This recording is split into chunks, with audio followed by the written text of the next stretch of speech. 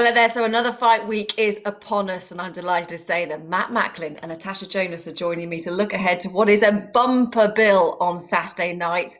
Natasha, I've got to come to you first. What an amazing fight it was on Saturday night. For me, was definitely fight of the night. How are you reflecting on it?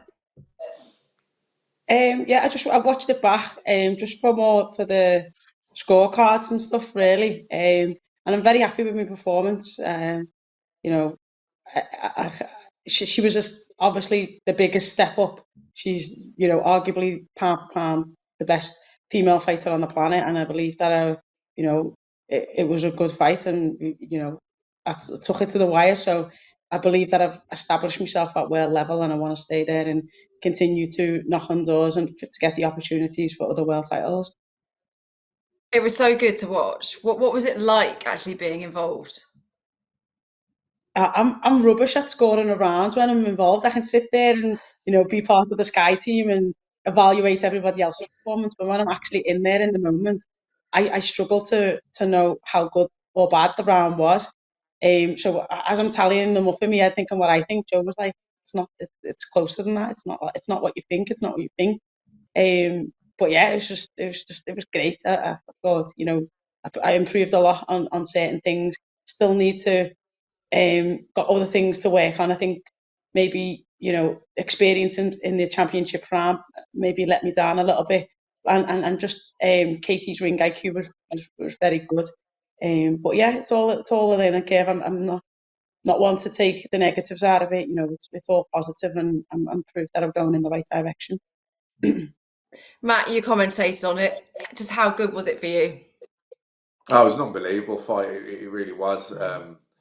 It was, Katie's work rate and volume of punches, and Natasha was tucking up and firing back with some good singles. Probably the harder shots, the cleanest shots, but I think Katie's work rate and just the volume that she puts into it was hard to beat. But it was one of those fights. I mean, I think Tasha, you look at Tasha's career, she was probably written off after the defeat to Obernauf, and I don't think anyone, including myself, gave her much of a chance against Terry Harper, because there was nothing to suggest in her recent performances going into that fight that she had that performance in her. And she was. She's proved you wrong, Matt. Oh, she I love proving you completely, wrong, Matt. and she was brilliant against. She was brilliant against Terry Harper. I thought she did enough to win that fight. Against Katie, she came up just short, but she's more than proven that she belongs at that level. And I've no doubt that if she keeps going and she keeps the belief, that she will get her day in the sun. The dust has settled a little bit, but is it still the rematch that you'd really like? Listen, I'll take whatever I can get. The opportunity, I got the Terry opportunity because the border control shut the borders, and there was no one else for her to fight, and I got that opportunity, and like I say, I stepped up. For Katie, Serrano was in a fight, Chantal Cameron was injured, Clarissa's too heavy. I don't even know if there's anybody else calling her out, but they was the only ones, and they was all busy, and so I got the call, and again, 10 months out of the ring, I stepped up. I'm not shy. I'm not, all my life, all I've done is take the opportunities as they come, and this is no different. Matt, how good would that rematch be, but with fans as well, in front of fans? As you said, Anna, it was the fight of the night, and I think it does deserve to be the main event, top of the bill, if that rematch was to happen. Listen, we'd love to see it in Ireland, in a sold-out crowd. Imagine the atmosphere. But look, they had history. I know Tasha was out the ring and she said, COVID and restrictions, but there was history there because of the Olympics and the fight they had in the amateurs. So, I think whenever those two fight each other, styles make fights, and when those two come together, we're always going to see a good fight. We spoke about it, Tash, didn't we, beforehand, about how much water there was under the bridge, though. Both of you had grown as people and as fighters since you met in 2012. But was there any kind of a moment in your head of like kind of flashbacks or deja vu of being in the ring with Katie? No, not at all. I think when, amateur, when you especially when it was point scoring, you get so many points behind going into the second, third round, you start panicking and doing things that you wouldn't normally do to try and get the points back in order to win. But after 2 rounds, if you lose 2 rounds in the pros, you've got another 8 to catch it up. So you don't go into that panic mode. You do keep a little bit more settled, and you've just got to win them rounds back, but you have got the time to do it. So I felt a lot calmer, a lot. I felt that I could choose my shots a bit better. And yeah, I was just like I did say before, we're not them people. It's not that fight. I said it afterwards, how it was a great advert, not just for women's boxing, but for boxing. You've got to feel proud, surely, of how far the women's division has come, especially the reaction to Saturday night. I mean, that's people I've spoken to, that's the fight that everyone's talking about. Yeah, and I think, one of the first reactions when it was announced was, why isn't it top on the bill? And that says a lot how far we've come in such a short space of time, and shows that we're moving in the right direction. And think, for me personally, things like the fight camp and, the platform that it's on and the support that we got, every fight, women's fight that's out there on the big card steps up, and it's them that they're talking about. Look at Bridges, we got fight of the year, me and Harper for the Ring magazine. We was up for the boards, nominated for the boards fight of the year, and that's how far we've come. At its highest level, we're just as entertaining as the men. Well, talking of Terry Harper, she was, of course, due to fight Hyumi Choi on Saturday night, but has had to withdraw due to another hand injury. Just how gutted are you for Terry? How would she be feeling, Tasha? I mean, people only judge it on the 20 minutes that you're in the ring, or 20, 30, whatever it is, and they don't realise that there's a whole camp and a whole team that have to work together to get you to be the best athlete that you can, and the blood, sweat, and tears that goes into that, not and financially the cost that of that.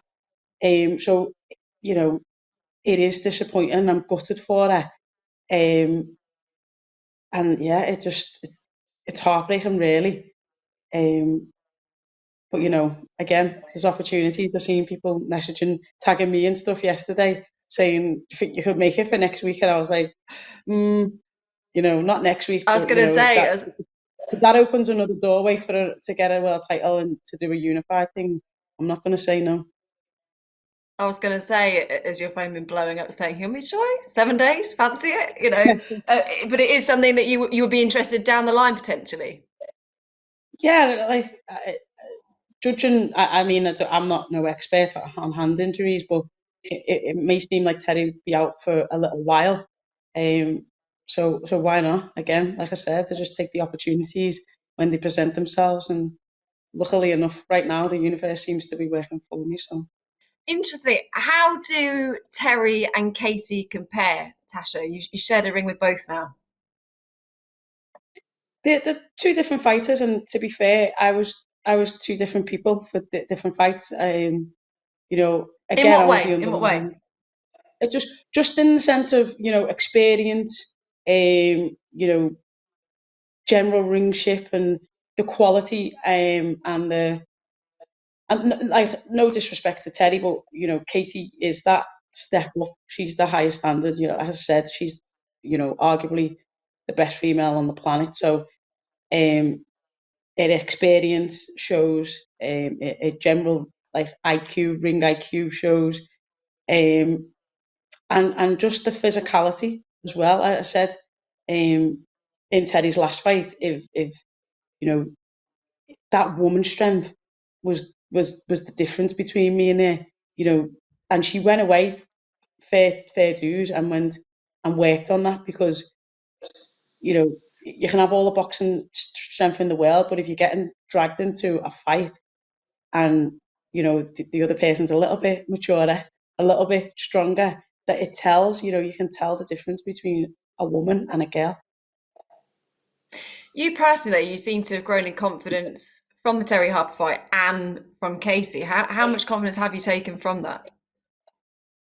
Like I said, I'm constantly just taking the positives. There's nothing, there's things that you need to tweak, things that you need to work on always, but that'd be in anything. But mentally, I'm on a high, and I'm gonna keep chasing the high until I get what I want.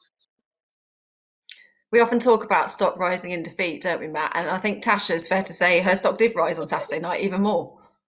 Oh, big time. She's like I said, going into the Terry Harper fight, her career before that, no one really gave her a chance against Terry Harper. Terry Harper was really sort of on a crest of a wave, wasn't she? She was going from strength to strength, and Tasha you know, hadn't performed anywhere near that level competed at that level. Where on that night she just completely stepped up to the plate, and then on the back of that, going into the fight against Katie Taylor, who, like you say, is probably, in my opinion anyway, the best pound for pound female in the world. And Katie really had to pull it out in those last couple of rounds. Like Tasha, really again stepped up to the plate with that performance. And, if she can keep that sort of consistency and that belief, I've no doubt that the next time she gets a chance at a world title shot, I think she'll get over the line. Do you still feel like you've got a bit of unfinished business rather with Terry? I feel like I've got unfinished business with everyone, if I'm honest. Yeah, Terry definitely, Katie definitely. Like I say, whoever I get the opportunity to fight, I keep repeating myself, I will fight 130, 140. I could stretch to 147. But I feel like I deserve a world championship belt, and I won't stop until I get that. And my mind won't let me rest. I won't be at peace until I do. I've got this vision, Natasha, of you having like a list of unfinished business, and you just have to go through and like ticking them off, like it's like a bucket list thing you've got to do. Something like that, mentally anyway. But yeah, there's Yeah, things that I need definitely. to do. Well, Harper's injury means that Joshua Buatsi now tops the bill. He takes on Daniel Dos Santos. Matt, what kind of fight are you expecting, and how tough a test is Daniel for Josh? Santos is a good fighter. He's undefeated, but for me, Buatsi is, I'm just waiting for Buatsi to break out and become world champion, because I believe he's the real deal, and I think he's probably ready for it now. I think it is, just a bit of inactivity the last couple of years has hurt him a little bit, but I think if he can get going, build momentum, ability wise, he's there. I think he just needs those fights now, and it's a difficult one because really, if you're in the top 10 or 15, you don't really want to fight a guy like Joshua Buatsi, because he's all risk and very little reward. But I'm sure Eddie can make the Build it moves yourself. and get Josh his shot, and I think once he does, he'll win it. He certainly is one of Britain's hottest talents at present. Tasha, how impressed have you been? I've liked Buatsi since the Olympics. I think he's a great fighter. Um, he's still got learning to do. We're quick to push all these young ones through, and without giving them the proper learning curves that they need. But he's definitely a talent. He definitely can get to a world level. Um, and this was a great step up and a great fight. He wasn't. He'll be the first to admit it wasn't his greatest performance out last time, but like Matt said, a little bit of inactivity. It'll be interesting to see what he's doing, what he's been working on with his new coach.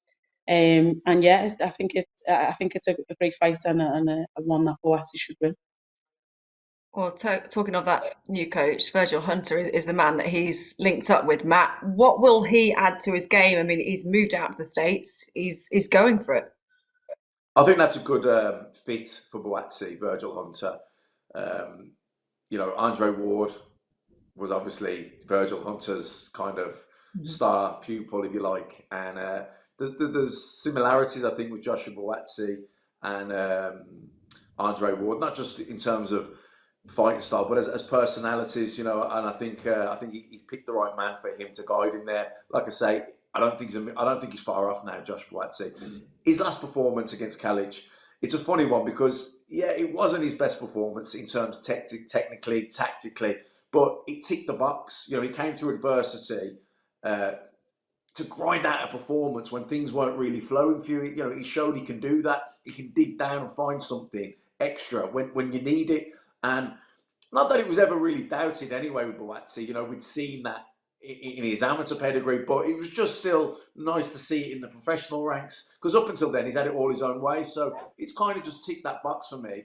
And I think he's ready to go now. And I think Virgil Hunter, very experienced guy, very calm, good influence. Like I say, it's synonymous that he's been in the light heavyweight division with Andre Ward as well. So he'll know all the contenders, all the future opponents. He'll have the down low and all of those guys. So I think he's made the right move. It is his first fight with Virgil. What do you think he'll be looking to do on Saturday night? I think, look, everyone wants to sort of put their stamp on. You know, if you're a trainer and you're working with someone, you will look at him. You're not going to try and change him because he's had a lot of success and it's got him to where he is. But there'll be little things where you think you can add, or maybe maybe you don't need to do that as much, or that's a little weakness area we can improve on. But I don't think there's not a lot to work on there. But he's a solid fighter. He's a good all rounder, very compact, very smooth, doesn't waste anything. Great jab.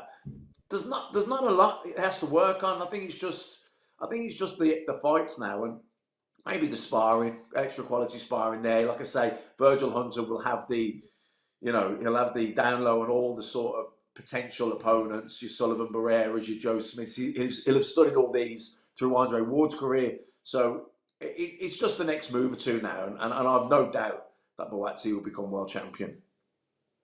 Well, Dos Santos is unbeaten as well. He'll be coming with ambition, that is for sure, Natasha. How do you think Buatsi will deal with it? How tough a test is it for Buatsi? Like I said, I believe it is a step up. But one of the things about Buatsi, like Matt said, he is a good all-rounder. You know, he can box when he wants to. He's got power shots when he wants to. And if you want to stand there and trade with him, then, you know, good luck to you. He's proved in his last fight that, you know, he has got a chin. He can be smart. But yeah, I think go back to what Matt was saying. It's just the little tweaks with Virgil Hunter that he'll be able to do. It's just them little finer things, like and the ring IQ. Yeah, we always say he's the nicest guy outside the ring, but an absolute demon inside the ring, Matt Joshua Buatsi. As soon as that beard comes off, something happens. Well, tough men don't need to talk tough, and that saying definitely rings true with Buatsi because he's hard as nails. He really is. But listen, I've made no secret. I'm a big fan, and I'm excited about the next few moves because I think he's there or thereabouts now. I really do, and I think Virgil Hunter's a good move. I think he could be world champion. He just needs the opportunity now. I think he's ready to go. Okay, looking forward to see what he does on Saturday night. Bumper card, as we said, Tommy McCarthy defends his European title. Matt, what are you looking to see from him? Johnny Nelson said that last time out, he actually thought that he'd reached his level. Do you agree? I don't know. It's time will tell. But I mean, there's some great fights there for him. I mean, the fact that Okoli has become world champion and Mark Dunlop has a good relationship with Eddie Hearn, that's not going to be a difficult fight to make. Is he ready for it? Maybe not quite yet. There's also the Billum Smith fight. That's a great fight. I'd love to see that fight. Maurice Brady, is he ready for that? Don't know. Probably not. But look, I'd like to see the Billum Smith fight. Look, he's got to get over Saturday night, of course. But if he does come through that, I'd love to see him fight Billum Smith. And then if he was to win that, then maybe the Lawrence Okoli fight could happen. Yeah, Matt just said, Tasha, he has been talking about Maurice Brady. That is who he'd like. Is that a step too far, do you think, perhaps? I mean, yeah, possibly. But for fighters who want to improve and who want to build on, it's good to have that mentality that that's the way you believe, because whether we believe it or not, it doesn't matter. If he believes it, he's the one doing the work and putting the work in. He obviously knows what we don't. So I'm all for shooting for the stars, as you can tell. And yeah, I do believe he's a little bit of a step too far. But if he thinks he can do it, why not? Matt, Gamal Yafai back in action as well. Yeah, I was just going to say, got to slip Gamal in there, European champion, fighting on a great card, and Gamal's one of them. I remember when he was boxing Gavin McDonnell. I picked Gamal to win, and I think a lack of experience perhaps just let him down that night. Tired as well, going to 12 rounds, and Gavin McDonnell just walked him down a little bit, old manned him out of it a bit, but I think it was crucial for where he is now. He's gained the experience, he's improved, he's obviously gone back and looked at things, and he's definitely made adjustments. And I tell you what, I'd love to see all going well for Gamal on Saturday, I'd love to see him and Michael Conlan. You know, Michael Conlan's knocking on the door for a world title shot, but that's tied up for a minute. Stephen Fulton looking to maybe go for a unification. So in the meantime, Gamal and Michael Conlan, that'd be a fantastic fight in Belfast, and they've got a bit of history as well. They boxed each other in the amateurs, so listen, that's a great fight. But yeah, Gamal's flying at the minute. He's going from strength to strength, and I think he'll do well on Saturday night as well. Yeah, looking forward to seeing that. Lerrone Richards stepping up to European level as well, Tasha. Someone we should get excited about? Yeah, definitely. I think he's proved in his last performances that you know, he deserves that opportunity. He's improved every time he's been asked to and stepped up, and yeah, he's progressing, and it's nice to see the development. And he's such a lovely person inside and outside the ring. You know, he deserves it. And we like that too. Yeah, a brilliant card to look forward to. Tasha, what have you been up to this week? Have you actually had a break? I have actually madly been doing little bits of training. When I say the little, just a little tiny bit. But I've been just, you know, I'm back to just being mum. You know, teaching my little girl how to ride a bike. That's my new quest outside of the ring. So we've got a ride in it. We just need to get her to kickstart it herself. So that's my challenge, my 2-week challenge. Is it quite strange adjusting from being in sort of full fight camp mode to then going to be full-time mum? I know you're still a mum anyway when you're in fight camp, but going from that to just being mum. Yeah, I mean, it's just reality. It is what it is. My little friend in school, it's quite funny, wrote me, she said, "Oh, Mum, Esme's done you a card because she said you boxed really well." And I was like, "Oh." So the little card says, "You did so good." And then on another page it says, "But you didn't win." So it's just so funny. But what do they say? yeah, out of the mouths of babes or something. They say the truth. oh, you're so innocent and so cute and so brutal at the same time. But yeah, I mean, a mum is what I am 24/7, and like, you know, like I say, it's like it is what it is. You go back, and I'm just mum today. No matter what I do inside the ring, or outside on TV or whatever, to her I'll always just be mum. I'm just boring mum. And I bet you're just as active being mum, running around as you are in the gym anyway, keeping you busy. Oh, she is, yeah. Well, do you know what? Thank you very much for joining us, both of you. It is a great card on Saturday night. Make sure you join us. Sky Sports action from 6 o'clock. We'll see you then. We know his finishing instincts. And he's laying out.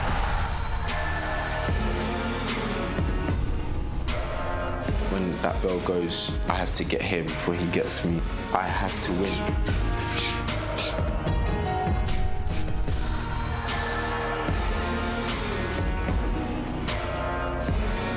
Pressure's good. It creates diamonds.